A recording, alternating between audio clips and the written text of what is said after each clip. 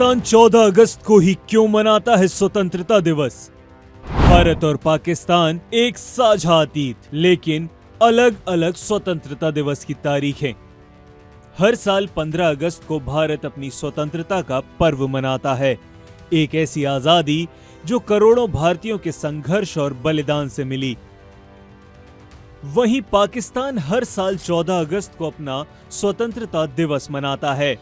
लेकिन सवाल यह है कि जब भारत और पाकिस्तान दोनों को ही एक ही दिन 15 अगस्त 1947 को ब्रिटिश राज से आजादी मिली थी, तो फिर पाकिस्तान एक दिन पहले यानी 14 अगस्त को क्यों स्वतंत्रता दिवस मनाता है? इसका जवाब इतिहास में ही नहीं बल्कि पाकिस्तान की राजनीति, धार्मिक एजेंडा और भारत से अलग दिखने की जिद में छुपा है। आइए तथ्यों के साथ इसे समझते हैं।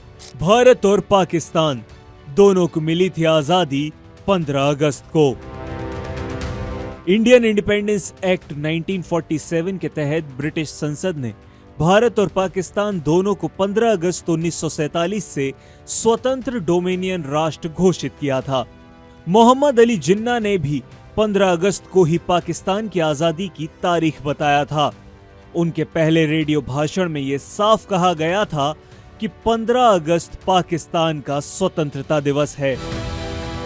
तो फिर पाकिस्तान ने इतिहास को क्यों बदला? सबसे पहला, समय का अंतर एक आधिकारिक बहाना।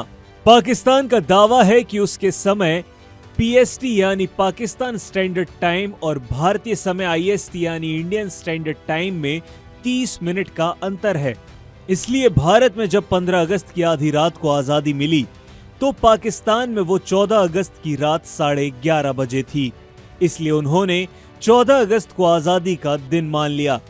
हालांकि ये सिर्फ एक तकनीकी बहाना है। अगर समय का अंतर माने तो दुनिया के अलग अलग देशों को मिली आजादी की तारीखें भी अलग अलग होनी चाहिए थी, लेकिन ऐसा नहीं है।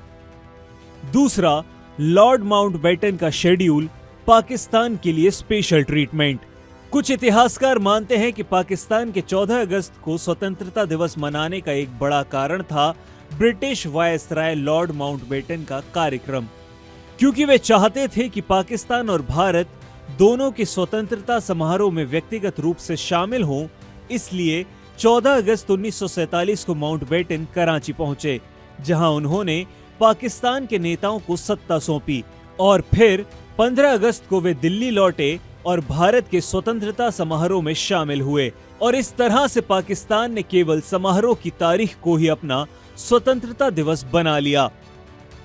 तीसरा है धार्मिक एजेंडा, रमजान की 27वीं रात का हवाला।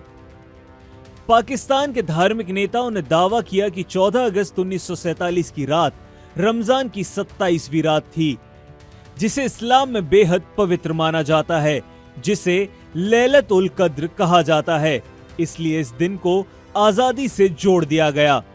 हालांकि आजादी का दिन कोई धार्मिक पर्व तो है नहीं, राष्ट्रीय संघर्ष और आत्मनिर्भरता का प्रतीक होता है, लेकिन फिर भी पाकिस्तान ने धर्म को स्वतंत्रता की तारीख तय करने के लिए इस्तेमाल किया, जो दिखाता है कि उनके लिए राष्ट्र के मूल्यों से ऊपर धार्मिक कट्टरता है। चौथा है पहली कैबिनेट का निर्णय, भारत से अलग दिखने की मानसिकता। कुछ दस्तावेजों के मुताबिक जिन्ना की अध्यक्षता में हुई पाकिस्तान की पहली अंतरिम सरकार की कैबिनेट मीटिंग में यह तय हुआ कि पाकिस्तान को भारत से एक दिन पहले स्वतंत्रता दिवस मनाना चाहिए, और जिन्ना की सहमति के साथ इस निर्णय को मंजूरी मिल गई।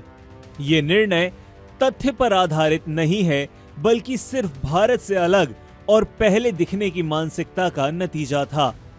अब एक मजेदार बात यह है कि पाकिस्तान ने इस साल यानी 2025 में जो स्वतंत्रता दिवस की थीम रखी है, उसे नाम दिया है मरकाए हक।